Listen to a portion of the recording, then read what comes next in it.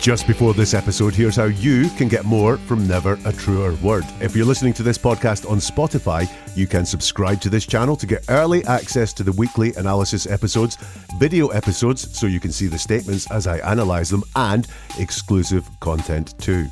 And if you're here on YouTube, then become a member of the channel to get early access to everything and exclusive content not available anywhere else.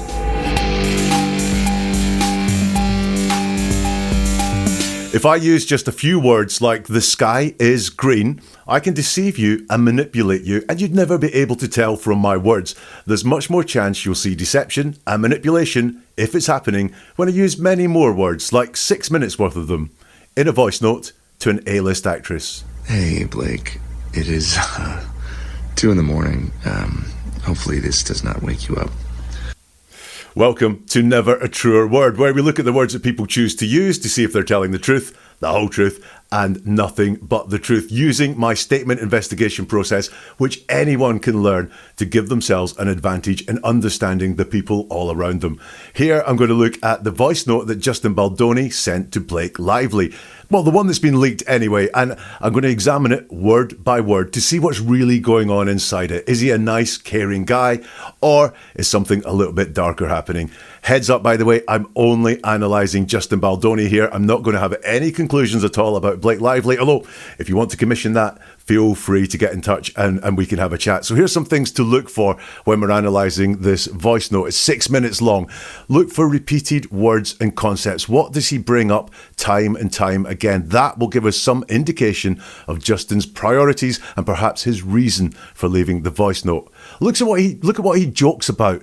Often jokes are very revealing about someone's personality and someone's character. And in this especially, look at who he puts down. He's quite self-depreciating, but is that genuine? We'll have some conclusions on that towards the end. So let's dive into the voice note. Hey, Blake. It is 2 a.m. Hopefully this does not wake you up. Whew. Wow. There's so much I want to say to you, and I hope that we can FaceTime or see each other in person soon and get to talk more. But I'm just going to send you a few thoughts, and hopefully it's not going to be more than a few minutes. But I don't have the best track record. I don't think either one of us have the best track record for our voice memos. I want to start with an apology. Man, reading the second part of your message, my heart sank, and I'm really sorry. I for sure fell short, and you worked really hard on that, and the way you framed it, and how that made you feel. I just want to say thank you for sharing that with me. That takes a lot of trust and vulnerability, and I feel really grateful that you feel safe enough to tell me that that's how you feel and share that with me. Justin using his best FM DJ voice there, and he starts with, "Hey, Blake." When someone is making a statement, writing a letter, issuing an apology or anything like that, they very often start by defining the audience for us. It's always very helpful. And his first words are, "Hey, Blake." So this is designed to get to Blake, and Blake only. That's the only person he seems to be addressing in this voice note, which is absolutely fine. It's to be expected. It's just something for us to say that this is directly to Blake. Blake is the person he wants to influence most with this voice note. It's not the only person, as we'll see as we go through it. He then says, "It is 2 a.m. Now, the first things we say are like the most important things for us to say, the things that we really want to get across. Think about when someone leaves you a voicemail, they may call and say, "Hey Jack, it's me and it's 10:30 and I want to speak to you in the next half hour." So they're stamping a time on it for a reason. They're putting a deadline on it. Here, he's getting across it's 2 a.m. Now, why is he doing that? Is it just a habit? Is that what he does, like very much like the voicemails? Or is he trying to show how hard I'm working, how much I'm thinking about you because, hey, I'm doing this at 2 o'clock in the morning? He continues, hopefully this does not wake you up. So I've got something going on here. I'm waking up at 2 o'clock in the morning. I am awake and I am working on things and I'm trying to contact you. And you, Blake, you're asleep. You're not quite working as hard as me. That's the difference that he seems to be making there. Although it seems very nice. It seems like a nice thing. Hopefully this does not wake you up. It's, I think, could be to make that point of, I'm up, I'm working on this movie, and you are asleep. And also, as we go through this analysis, just take that concept with you that the third thing he says in this voice note is, hopefully this voice note does not wake you up. Then he gives a oof, and he says, wow. There's so much I want to say to you. And that word want is doing a lot of work there. There's not, I've got a lot to say to you. I'm going to say a lot to you. It's just, I want to say to you that he's setting out here. It's not, I got a lot to say. He doesn't just go in and say it. He wants to frame it as there's so much that I want to say to you. He continues, and I hope that we can FaceTime or see each other in person soon and get to talk some more.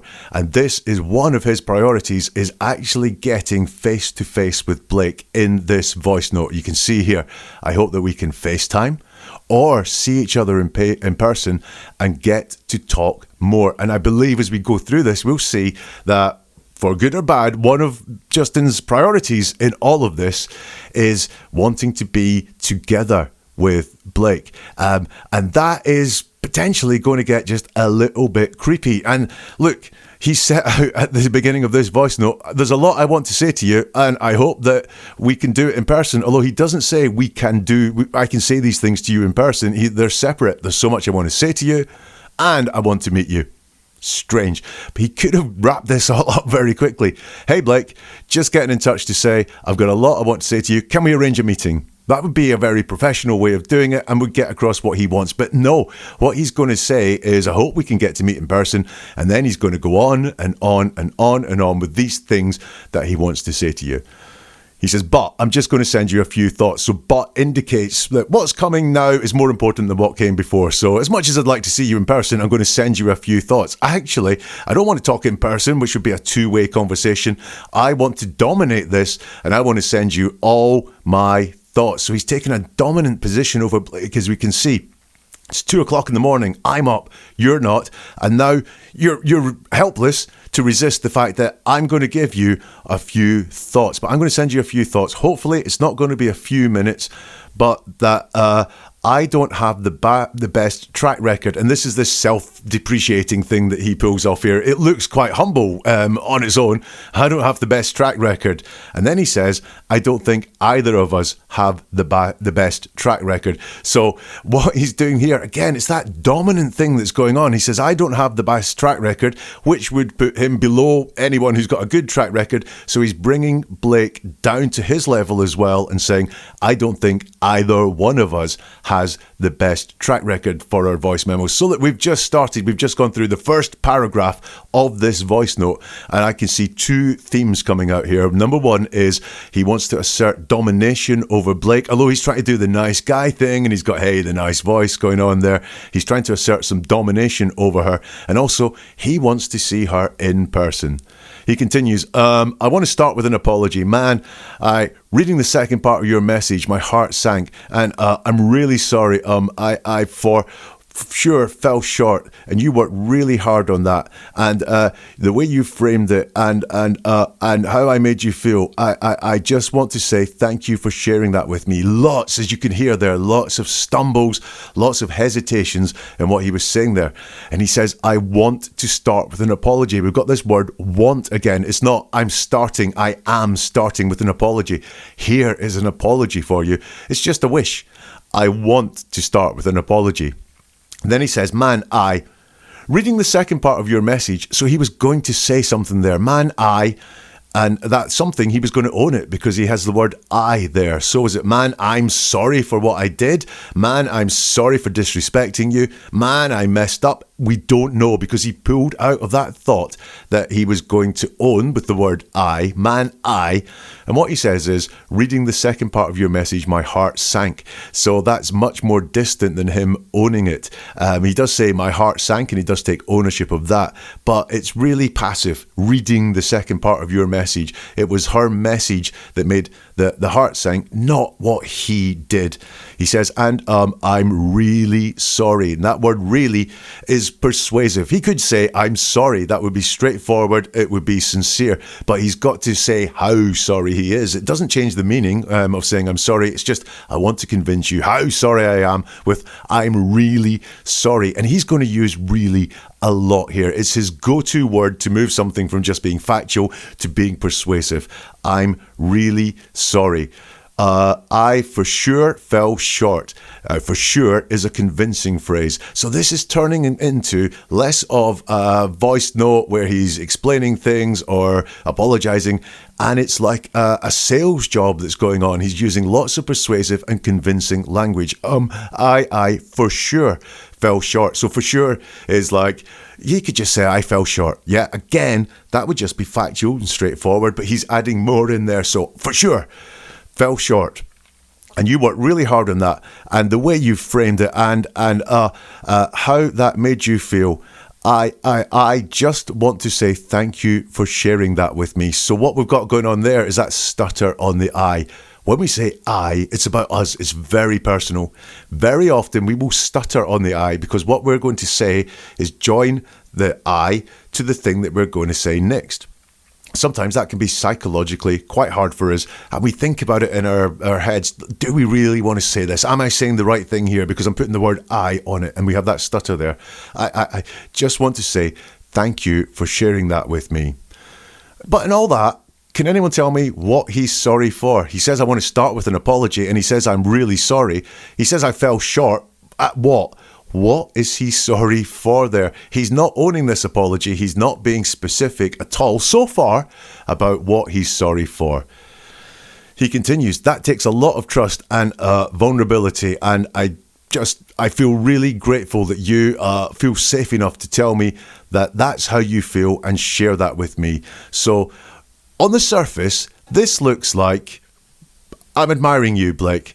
I'm admiring your vulnerability and the fact that you were brave and did this. But if you actually look at it, it's saying you're great for trusting me, feeling safe with me, and sharing with me. That takes a lot of trust and a vulnerability. I just feel really grateful that you feel safe enough to tell me that's how you feel and share that with me. Listen, Blake, you're great for seeing what a great guy I am. And just look at the composition there. It's really all about him. We've got his personal pronouns in there. I feel really grateful that you feel safe enough to tell me that's how you feel and share that with me. There are 4 personal pronouns in that section there and just 2 around Blake.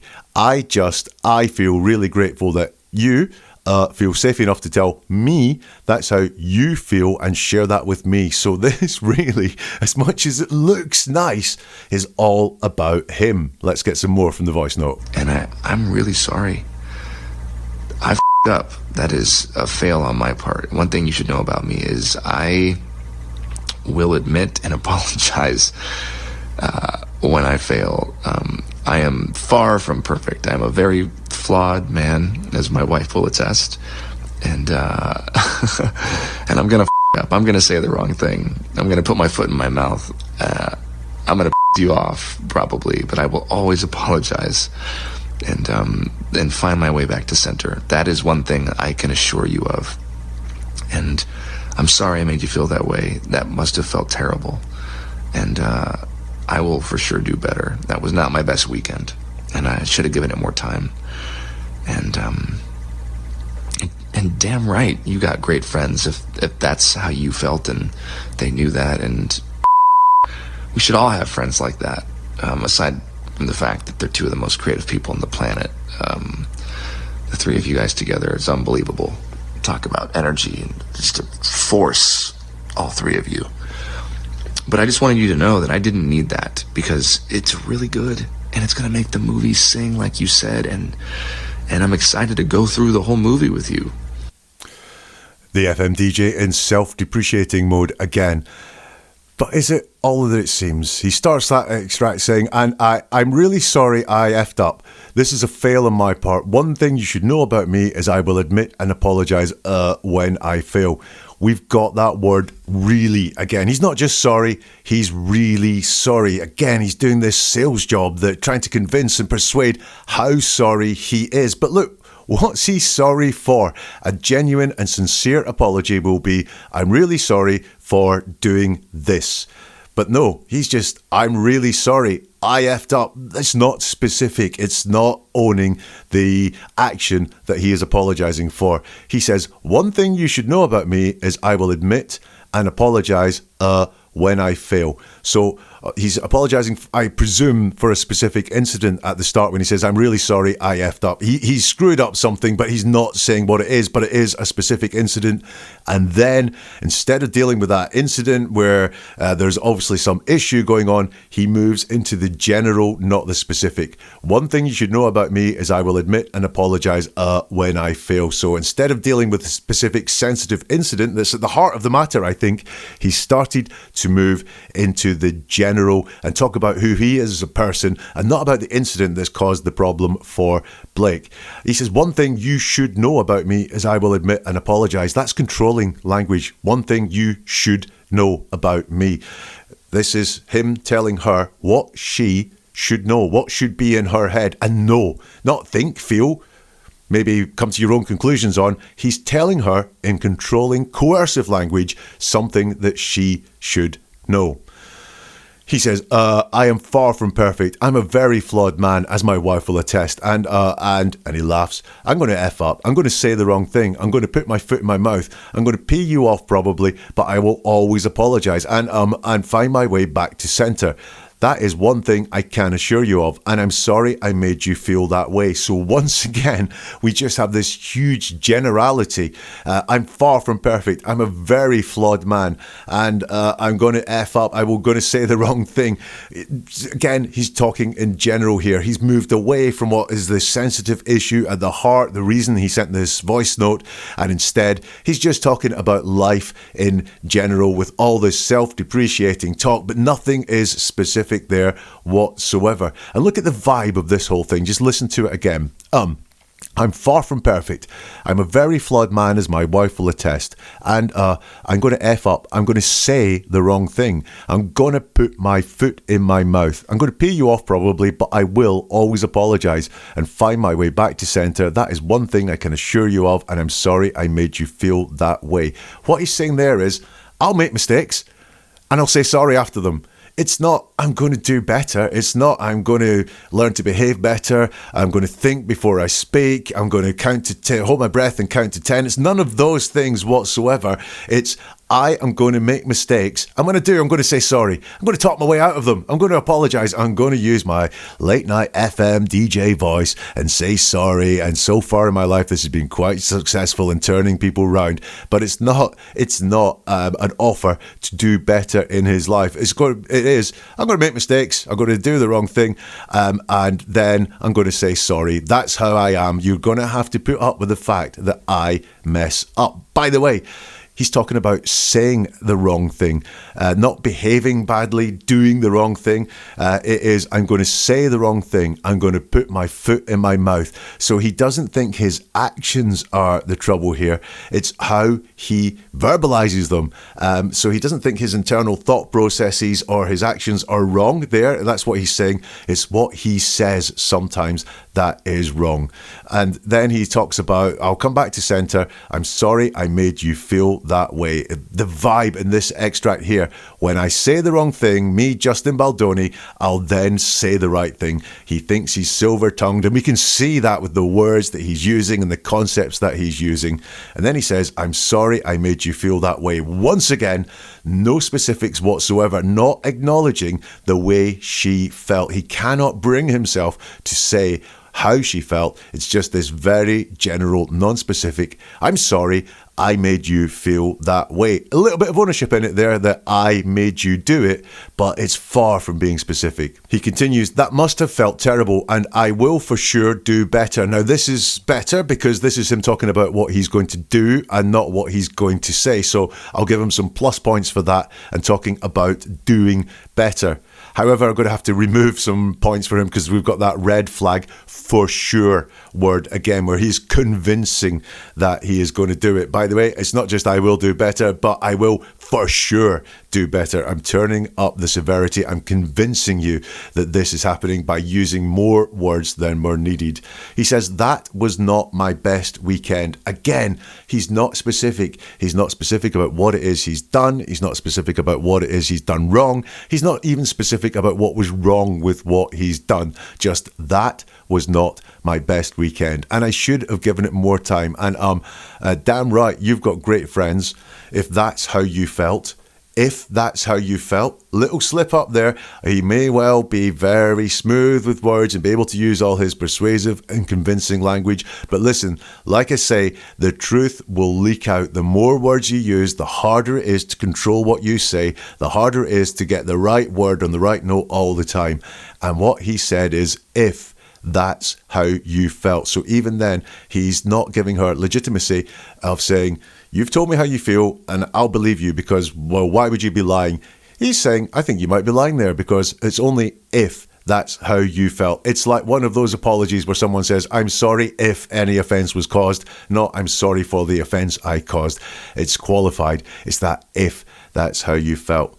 He focuses very much on her friends here. You've got great friends. They knew that. We should all have friends like that. I think he's sensitive that she's told him that she's told other people about what happened. And I think here he is upset, unhappy that other people know what he did. It's not just kept between him and Blake, but she has told other people about it. I think they knew that is the key phrase there. So you've got great friends, if that's how you felt, and they knew that. And Bleep, we should all have friends like that. So I think he really is sensitive about the fact that this has not just been kept between himself and Blake, that her friends now are in on it and her friends may think less of him.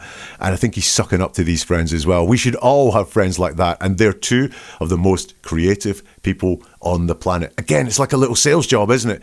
He's just saying, hey, how great are your friends? Look what a great guy I am. I'm apologizing. I've messed up. I'll always do better. And by the way, you've got great friends as well.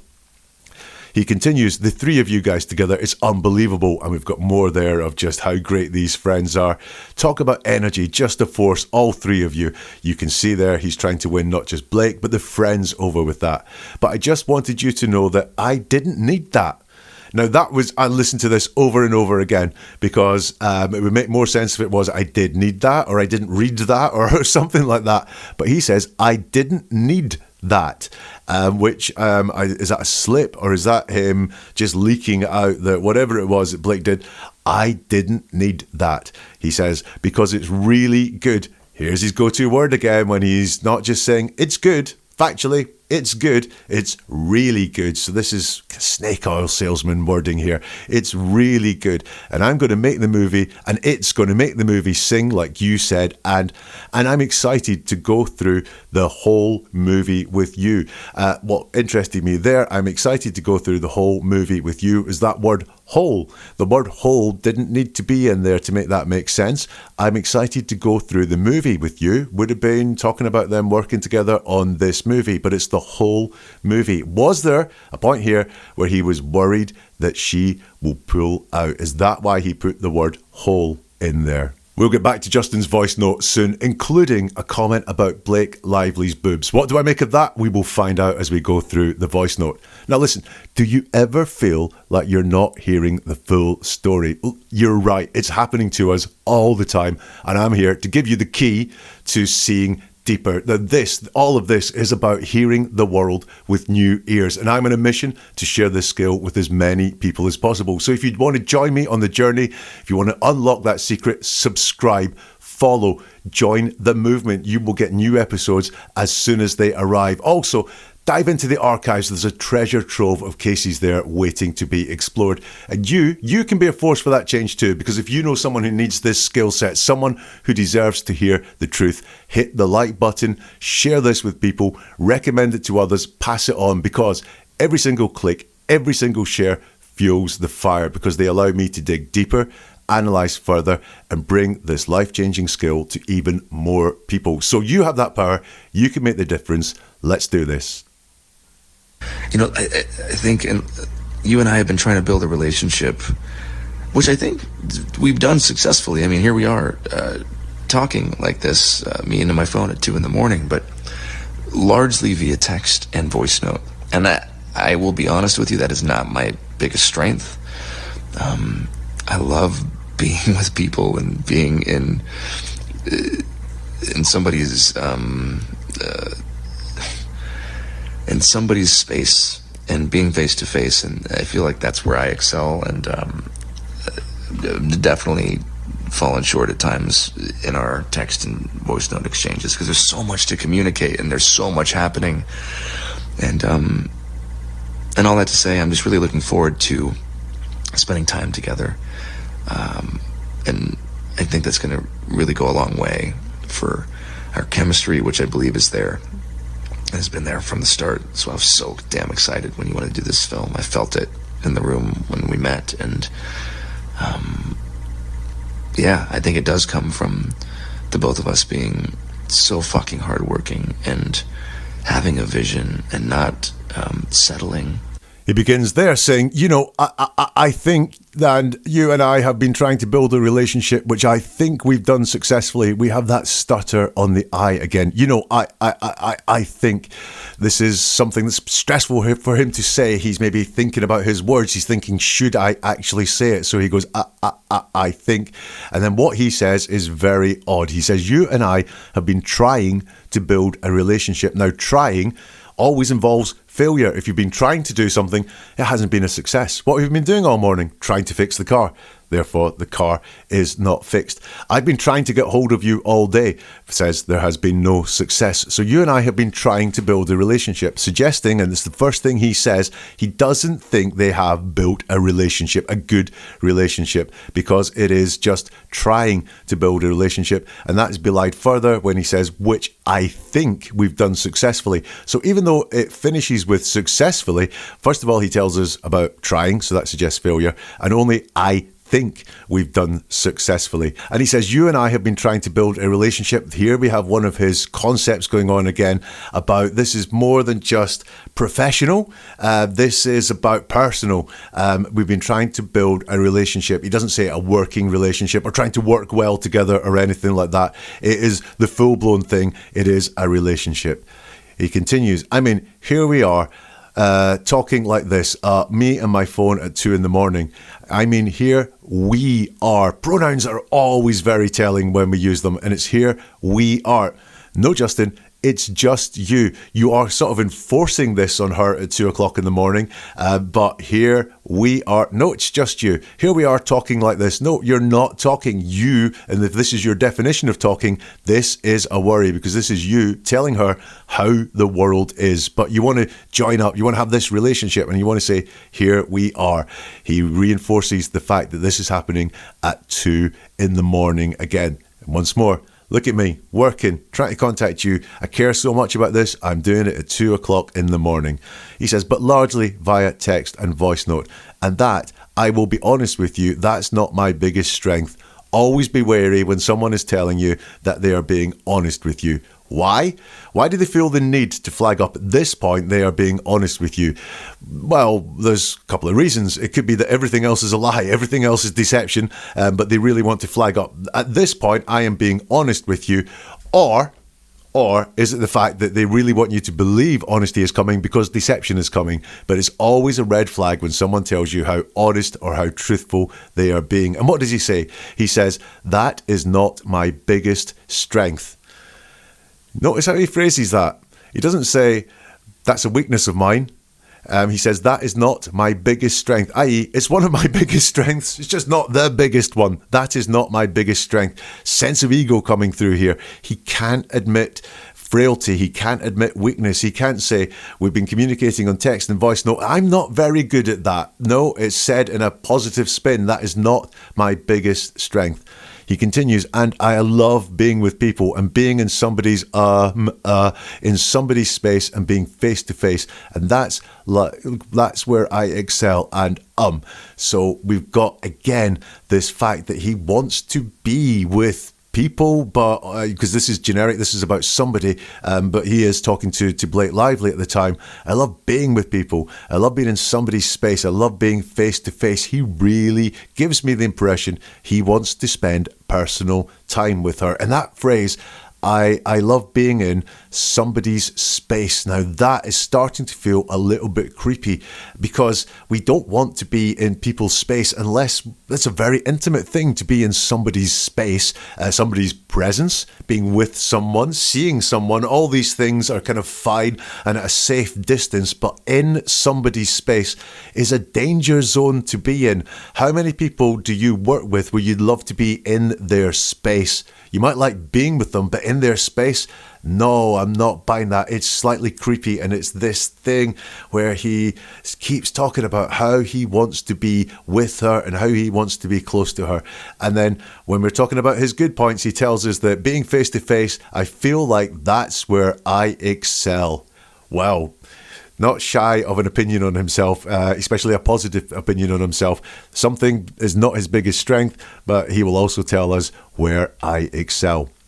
He continues, definitely fallen short at times in our text and voice note exchanges because there's so much to communicate and there's so much happening. Now, there's no pronoun there. It's not I have definitely fallen short at times in our text and voice note exchanges.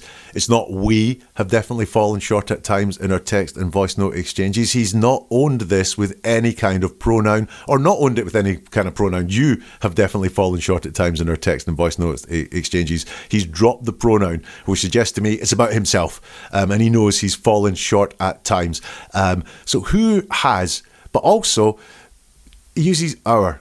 Does that mean he's, again, doing this, we're both as bad as each other or we're both as good as each other concept that's there?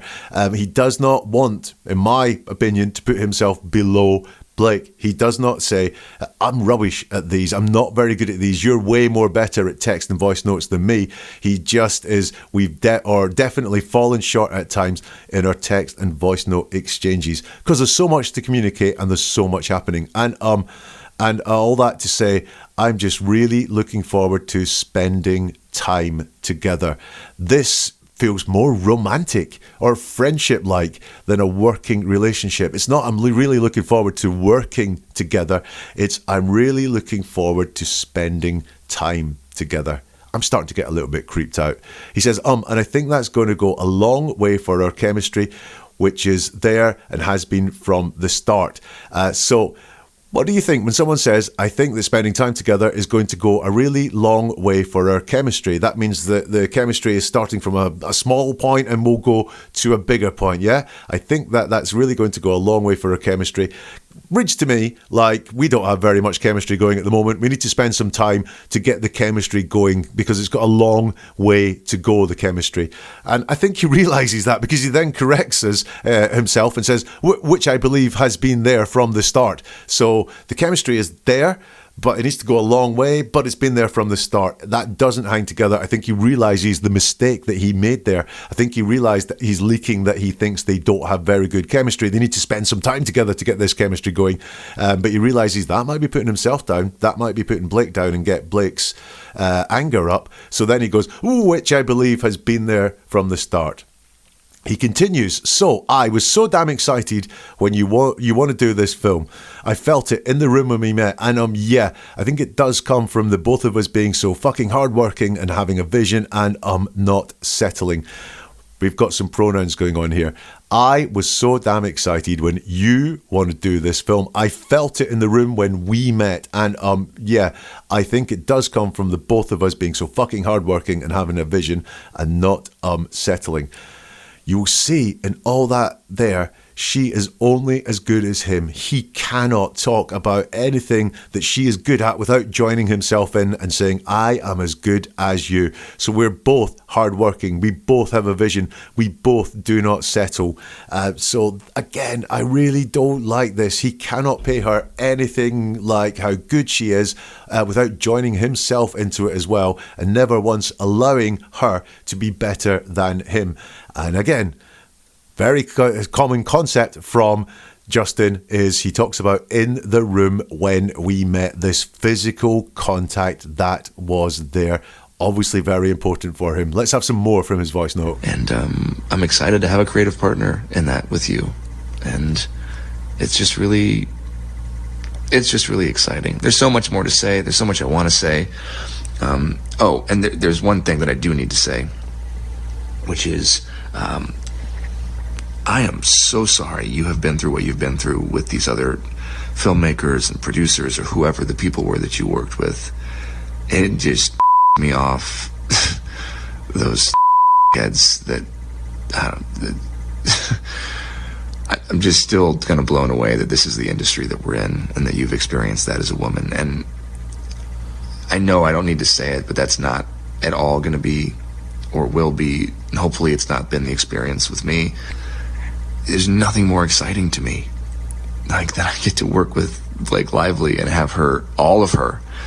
I mean, that's what I want. And so there's been no hesitancy with me sending you the final draft file. I am totally fine with that. The only reason I didn't send it today was because I was trying to implement and add your notes into my working draft, which is already like I'm all over that draft right now. So there's a whole bunch of new stars that are going to be collated pages. And I just haven't had a chance to send it to you. But there's no hesitancy. I'm happy to send it to you. And I'm sorry that has happened to you before. That section begins, and I'm really excited to have I'm excited to have a creative partner in that with you, and it's just really exciting. So here comes Snake Oil Salesman's favorite word to just say the facts, tell us how he feels, but to tell us that he really feels this. It's just really exciting. There's so much more to say. There's so much I want to say. And there's one thing I do need to say. Now, this is about 5 minutes in, and it's like an afterthought, the thing that he needs to say, which is dealing with something horrible that's happened in Blake's career earlier on. But he's been so busy talking about himself, getting across his point, and saying what he wants to do, that he seems like he's forgot to acknowledge it. And 5 minutes in, and there's one thing that I do need to say, which is, I'm so sorry you have been through what you've been through with these other filmmakers and producers or whoever, the people that you worked with. Again, general, not specific. You've been through what you've been through. What does that even mean? It's not acknowledging what she has raised at all. It's taking it down to, I wasn't really listening. You said you were unhappy with something at work. Yeah, look, I'm sorry you've been through what you've been through with filmmakers, producers, or whoever, just people that you worked with. So he's been very general, non-specific, dismissive, I think, of what she said. It just bleeped me off, those dickheads, that I'm still kind of blown away that this is the industry we're in, and that you experienced that as a woman, joining himself to Blake there with the pronoun we. This is the industry that we're in, and that you experienced that as a woman.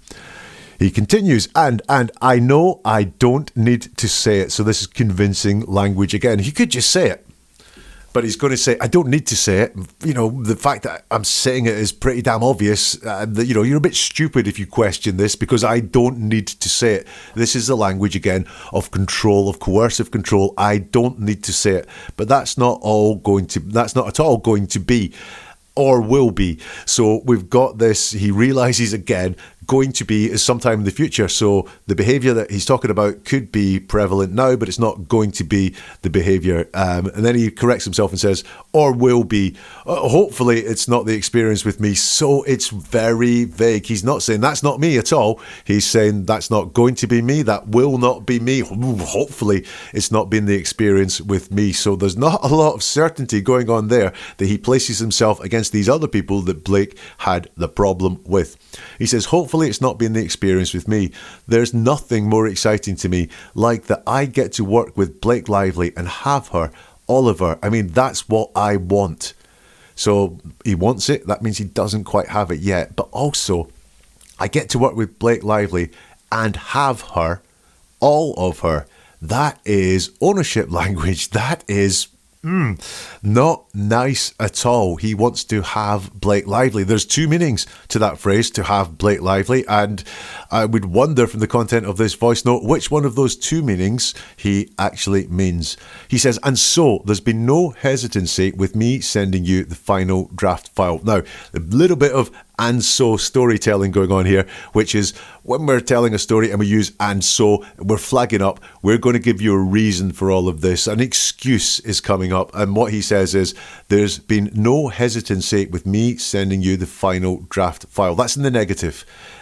So it's not, so I'm going to send you the draft file soon. It's that there's been no hesitancy with me sending you the draft file. I would suggest there has been hesitancy sending the draft file, as we will see, but he stated that in the negative. He doesn't own that with the I. He doesn't say, I have had no hesitancy sending you the final draft file. It's, there's been no hesitancy with me sending you the final draft file. So a little bit of distance there around the hesitancy. He continues, I'm totally fine with that. The only reason I didn't send it today was because I was trying to implement and add your notes into my working draft, which is already like, I'm all over that draft right now at 2 o'clock in the morning. I'm working hard for you. So there's a whole bunch of new stars that are going to be collated pages. I just haven't had the chance to send it to you, but there's no hesitancy in the negative again. I'm happy to send it to you, and I'm sorry that this has happened to you before. He hasn't sent this file yet, has he? For some reason, he has not sent this file, despite telling us that I'm happy to send it to you, despite the fact that he said there's no hesitancy. Here's the reason why I didn't do it, but I'm really happy to send it to you. But he hasn't sent her the file for some reason. And he says, I haven't had a chance to send it to you. He has had a chance to leave a 6-minute voice note. How long does it take to go attach file, blakelively@gmail.com, send? Doesn't take very long at all. So he does have some hesitancy in sending it to her. And that was spotted in that negative phrase. There is no hesitancy. The focus is on the hesitancy of sending it and not the proactiveness of being able to send that attachment. And I hope after this experience there will be a new, I don't know, I hope it'll be healing in some way. Because that's all I want. I want this movie to be healing. I want this movie to be commercial, just like you, and affect people and touch people. And I want to walk you through my whole plan and the work that we're doing with the domestic violence partner that we found, No More, and just my vision. And I just know that this can be really, really special, and it's going to be special. And you're the secret sauce, and we're the secret sauce. And anyways, I have so much more to say. I'm going to stop rambling because, Jesus Christ, it's been 6 minutes and 30 seconds, so me. I'm sorry. You probably have kids all over you and a baby on your boob, and you're listening to me ramble at 2 in the morning. I hope you're feeling better, and give Ryan my love. Thank you for sending me that. It means the world to me that you trust me with your feelings and your thoughts like that, and I can't wait to spend more time with you. Okay, I'm done. Cutting myself off. Good night. That final part begins, and I hope after this experience there will be a new, I don't know, I hope it will be healing in some way. So this is not very definite at all. I hope after this experience there will be a new, I don't know, I hope it will be healing in some way. Not very committed to that at all. Once again, I think we've got this sales job going on where he doesn't really believe half of what he's saying, and that's leaking out in his language. He hopes after the experience, I don't know, something will happen in some way. He talks about himself a hell of a lot here. So it's, I hope after this experience, I hope it will be healing, because that's all I want. I want this movie to be healing. I want this movie to be commercial. I want to walk you through my movie. He talks about it and just my vision. So this is all about what he wants, how he sees the movie going out. Remember earlier he said, I'm excited to have a creative partner in that with you. Does that sound like having a creative partner? I want this movie to be this. I want this movie to be that. I want to talk you through my vision. I want to talk you through my whole plan. Does he really think that Blake Lively is his creative partner here? This is not an offer to work together. This is not, let's come up with the vision together. Let's see what we want this movie to be. No, not at all. This is all about what he wants. He continues, and I just know this can be really, really special. Yeah, there's that word again. Really, really special. It's his go-to word when he wants to persuade and be smooth and just not be, I'm not being bland and just saying the facts. I want it to be really, really special. And it's going to be special. You're the secret sauce. And for one moment, it's almost like he's letting Blake Lively have the starring role, be the bigger person, be the most important thing in all this by saying, you're the secret sauce. And then, Justin, he goes and ruins it all by saying, we're the secret sauce. So she cannot stand out on her own. She cannot bring anything unique to this movie at all. It's got to be the pair of them. He cannot let her have star billing, basically. You're the secret sauce, and we're the secret sauce. And then he says, and anyways, I have so much more to say. I'm going to stop rambling. At least he realizes that he has been rambling, but maybe do some on the respect of not rambling. Maybe do some on the respect of giving them some focused thoughts, because Jesus Christ, it's been 6 minutes and 30 seconds, so F me, I'm sorry. And he laughs. He says, you probably have kids all over you and a baby on your boob and you're listening to me ramble at 2 a.m. Well, remember he said at the very beginning, you're probably asleep, or I hope this doesn't wake you, but now he's imagining her awake and listening to him ramble at 2 a.m. because, hey, we all want to listen to Justin ramble at 2 o'clock in the morning, don't we? Because if he's giving us attention, we want it. We will take it. But obviously, we've got this creepiness about that line about you've probably got a baby on your boob. Again, he's in her personal space. I don't like that very much. It's just not what is said in a typical working relationship. Again, this is a bit more personal there. And he kind of laughs as he says it. And watch what people joke about, because to make a joke about something, you have to understand it. It has to be in your thought process. It has to be something, you don't just get jokes out of nowhere. I'll make a joke about what? Baby on Blake Lively's boob. No, you have to be thinking about that already for the joke to come out. So I don't like that at all. It feels like very much that he is in her personal space again. You probably got a baby on your boob and you're listening to me ramble at 2 a.m. I hope you're feeling better, and I give Ryan my love. Thank you for sending me that. It means the world to me that you trust me with your feelings and your thoughts like that. So once again, it's really, Blake, I think you're great because you think I'm great, because you think I'm trustworthy with your feelings and your thoughts. What it is, it's coercive. It's saying, hey, you might have thought you were kicking out and saying what a terrible person I was by doing this, but actually what it was, Blake, is that you actually trust me, and you're sharing your feelings and thoughts with me like that. Actually, you may have thought I was a bad person, but what you were doing shows that you think I was a good person. This is controlling language.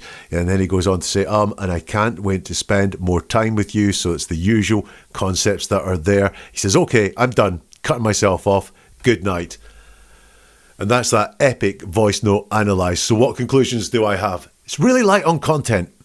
I don't know what he's sorry for. He never admits it. He never owns it. He never actually deals with it, other than going, I'm sorry. I'm sorry for that. It's just very, very light on content. Like, you've listened to it, 6.5 minutes long. What is it that he's actually trying to say? It's very manipulative. There is a lot of controlling language in there. He's telling Blake how she feels. He's explicitly doing that and saying, you trust me, you think I'm a great guy, and you want to share things with me, that you think I'm great, Blake. And he's also telling Blake how she fits in his world and in his movie. And that personal stuff I did not like. The boob line, that was in someone's space line. I don't like those at all. I think those are a little bit creepy. It is the most touchy-feely I have seen in words for a long time. Despite the fact that it was a voice note sent, some distance away, it really feels like he is inside her personal space and being places where he shouldn't. So Justin Baldoni, as much as it sounded nice with his late night FM DJ voice, I did not like the content of that at all. I found it controlling and I found it creepy.